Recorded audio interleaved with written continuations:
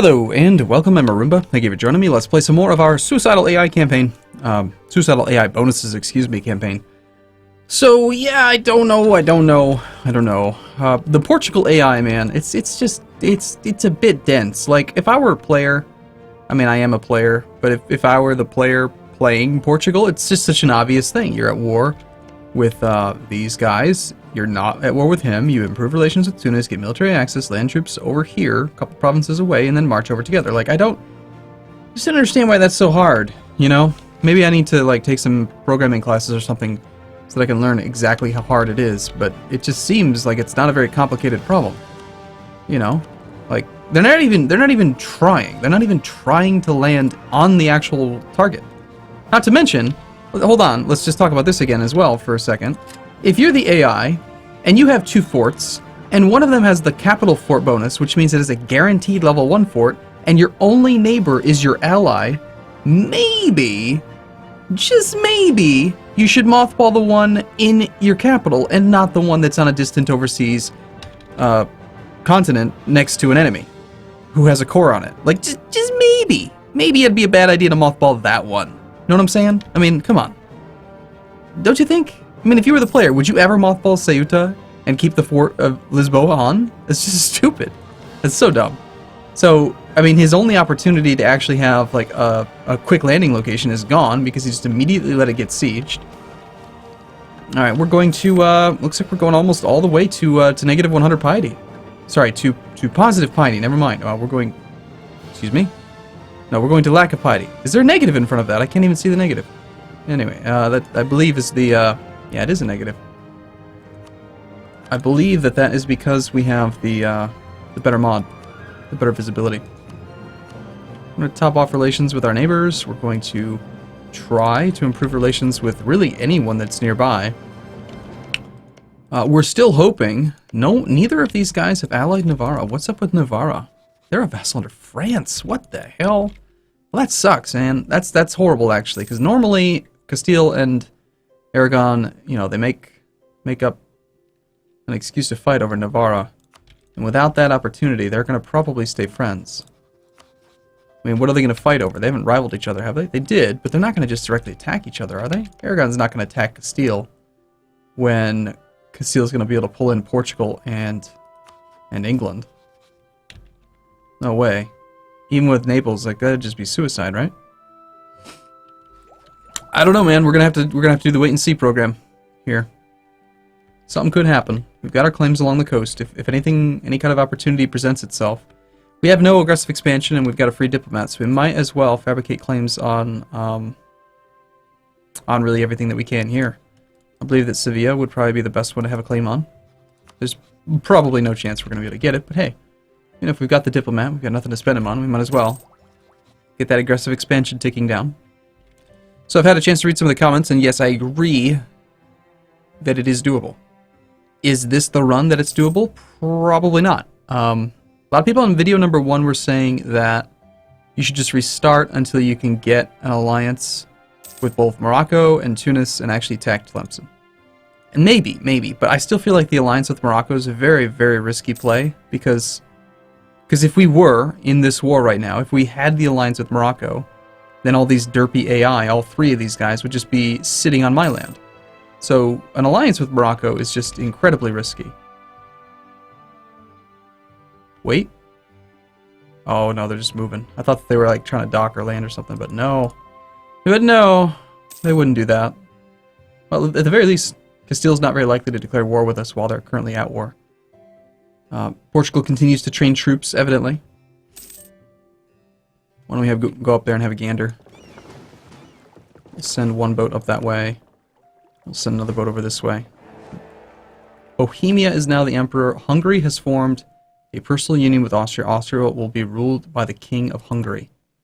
Lithuania has declared war on Hungary. What in the hell is going on in this map? Hungary was allied and is still allied to Aragon, so they've pulled in Genoa, the Papal State, and all of that, versus Poland, Lithuania. It's like a battle of... This is just weird, though. It's usually Austria over Hungary, not Hungary over Austria.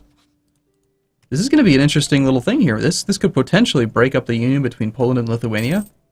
If they lose and Poland has like really negative prestige, it could happen. All it takes, it doesn't matter if their opinions, you have to have two things to maintain a union upon succession. You have to have positive stability, positive prestige, and a positive opinion of the subject nation. So if you have negative prestige, you could lose the union. And if Hungary actually wins the war, Lithuania could break free. And the question is, will they win? I don't know. I really don't know how to gauge the strength of AI right now because the numbers are just different, you know? Like, how strong is Hungary? Are they in the top? They're 36,000 troops. Austria was just the emperor, so they likely had a huge army, but then had to disband most of it. It looks like they may have done it instantly. They had no manpower. Were they at war already? I wasn't paying attention. Well, they have no manpower now. It's good to see that Castile and Aragon are, you know, doing good work up there in Barcelona. They're partying, having a great old time. Suppose it doesn't hurt to take a free claim on Cordoba. No other missions that are going to really pop up.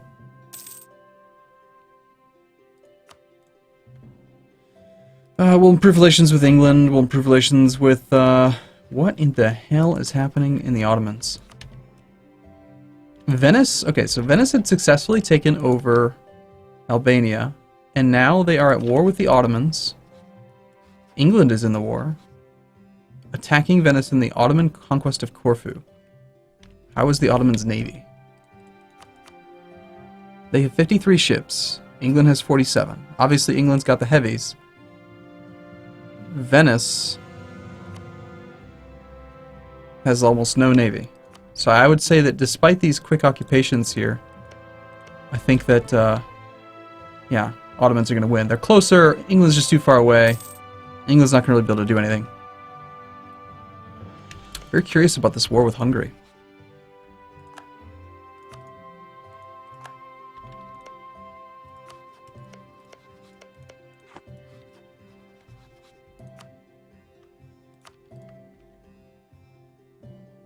Alright. How's that stagnated war going? It's going to take probably 5 years. I swear, he keeps on training new troops. Negative 25. So now they're just waiting on Portuguese war enthusiasm to drop down to low. Lose diplo power or have Tlemcen dislike us. Like we care. I suppose we just continue to watch this war, right? Defender currently controls Wien. That's going to probably last for a long time. That's a long way for Poland and Lithuania to march. And Aragon's a bit distracted, so I don't see them actually coming over. Having my little scout ships out like this is very dangerous. If Castile declares war on me, they'll just instantly get sunk. Oh well.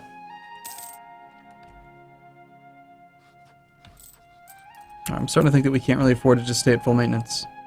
Someone had asked me in video number 1 why I put my maintenance at not 0. And my argument is that when you look at our morale recovery rate, it's 20%. So the way I figure, it's a minor thing, but if you have your morale at like 20% of the slider, it takes 4 months to get to full strength. Versus if you have it at 0%, it takes 5 months. It's a minor thing. It's a 1 month difference, but I feel like sometimes just having that 1 month can make a big difference. And it's not saving us a huge amount of money to go from 20% down to 0%, so might as well save a little bit. Do we want to make Castile like us and gain long-term play, short-term play? Short-term play. Excuse me. I thought that you were going to like us by 60 more. Why do we not have plus 60? Oh, sorry, it was plus... No, it was plus 60 military power. Maybe I read that wrong. I'm not sure. I know we gain military power, which is useful. We'll see. We are Muslim tech, which is going to put us way behind on trying to tech up ahead of Castile. Even if we tried to rush military tech, it's still not going to be as fast as they are. And it's not like we can beat, face them on our own hands, on our own strength anyway. Ragusa's declared war on Bosnia. That's unusual. So Ragusa, a one-province minor, is attacking Bosnia. I'm supposing... Looks like Serbia just took over one of their provinces and probably destroyed the army of Bosnia. So that means that Bosnia is probably very, very weak. They have 9k troops. While Ragusa has 10k. Pretty close, actually. Oh, and I'm not really sure why he feels so strong about that. Meanwhile, Hungary's losing their war. 6 battles, -12. They've still got the ticking war score, which might prove to be enough if Lithuania... Hold on. They're already free. How did I not notice that earlier? What the hell happened? Why is Poland not the leader over Lithuania? They're just allies. Very strange.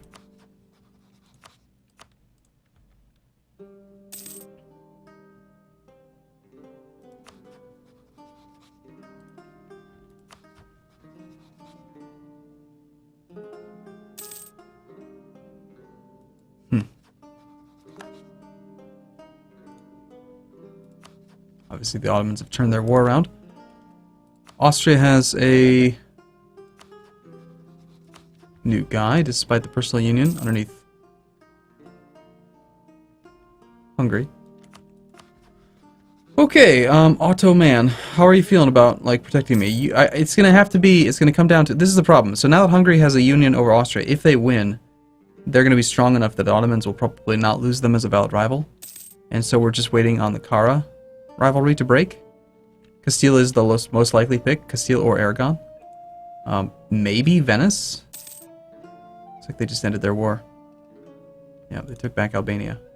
And they already have the core on it, of course. I would love to see the coring cost numbers from like their perspective. Because look at this, I mean the Ottomans are just nuts.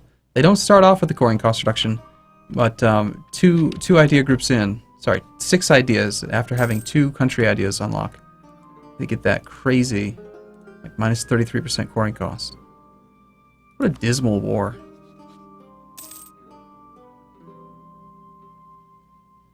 Yeah, I think Ceuta's gonna end up being given back.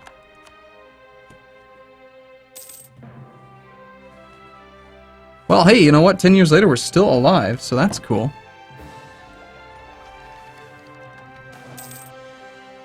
Mobs target the unbelievers. From across the realm, we have received reports of spontaneous acts of violence by Muslim mobs against unbelievers. Who would think that they would do such a thing? There have already been several lynchings, and more than one building has been put to the torch. The mobs are demanding the expulsion of all infidels, while the Dhimmis have called for increased protection for themselves and their property by the state. We want to have negative piety all the way to 0. That tech cost reduction might help out. So normally we're in Muslim plus 40% cost. Because of negative piety, we offset it by quite a bit. I mean, it's not, no, we're not Western. Alright, yep, that war just ended. Portugal surrendered and gave Ceuta up. Okay, we're going to sit on full maintenance, even though it's not going to make any difference. When we get attacked, we're going to die. We're going to pull back our scout ships, because they're going to die. We're probably going to have to tell our navy to go home at war, even though it's still going to die. And here comes the war deck from Castile, most likely. Castile does have claims on Aragon. Aragon has no claims on Castile, despite having rivaled them. And France is still concerned primarily with England. Portugal wants land from Morocco, but they've done nothing to actually try to accomplish it. You're still protecting trade, so why'd you stop on that port? Get back to work.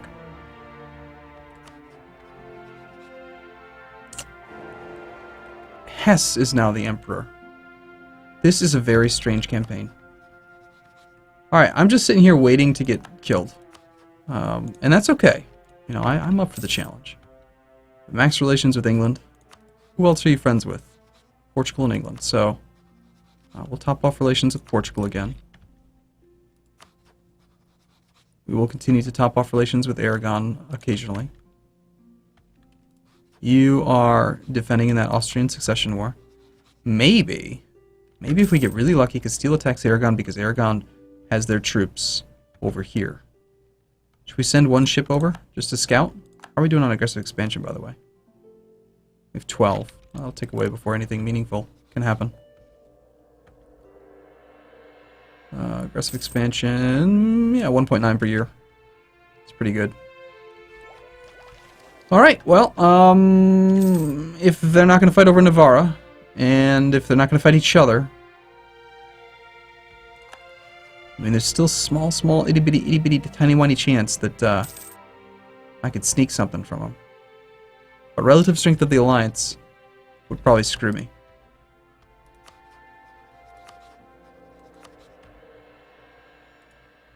It'd keep them in the war, high enthusiasm, long enough for them to recover.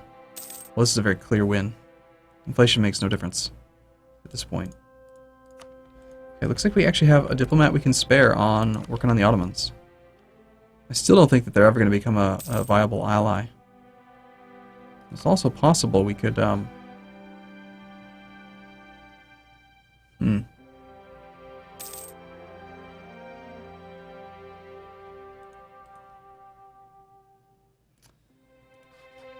Maybe, if I have 100+ opinion with both the Ottomans and the Mamluks, whoever declares war on the other, I can enforce peace and try to do a separate peace that gets something way the hell over there.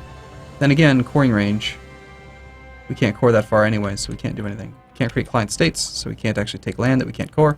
There's nothing that can be done. I don't really like that restriction. That inability to take land that you can't core. Sometimes it's better to have land that you can't core than it is to have land than it is to have no land. So all of a sudden Hungary is winning their war. Despite negative 21 battles, negative 14 war score, they do have that ticking war score and they're actually at positive. Interesting. They've got one occupation. Aragon looks like they've come up through here and they've landed some troops over here. Let's see if we can find their army. Maybe we can... There we go. No, that's the Papal State. They've landed, you know, what was that? 16,000 troops? So somebody's up here. I always found it weird how you can see sieges through the fog of war. I mean, I'm not complaining. It's nice to be able to, like, scout out the map a little bit, but... who else can we improve with?